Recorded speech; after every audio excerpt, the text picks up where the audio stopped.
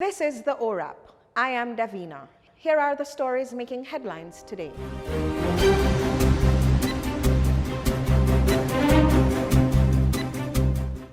Prime Minister Andrew Holness on Thursday announced that effective Friday, March 18, all COVID-19 protocols under the Disaster Risk Management Act will come to an end.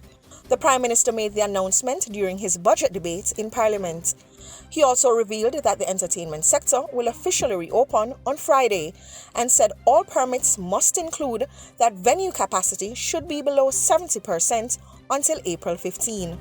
Holness said permit fees for events will also be cut by 50% for the first 6 months after the sector officially reopens. Following backlash and outrage from the public regarding the attendance of government ministers at Shensea's recent album launch, Prime Minister Andrew Holness has advised that 5 of them be charged $100,000 each.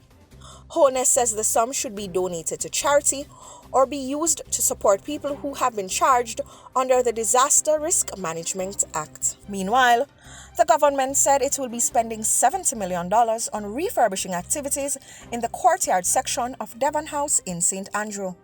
The announcement was made by Tourism Minister Edmund Bartlett on Thursday during a groundbreaking ceremony on the property.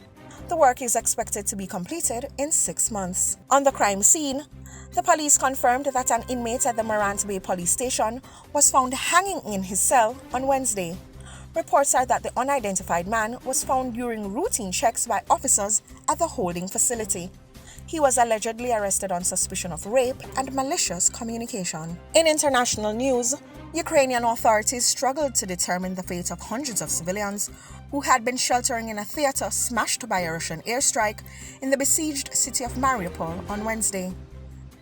A photo released by the city's council showed that an entire section of the large 3-story theater had collapsed after the strike, but some hope emerged as an official said some people had managed to survive. This has been the ORAP.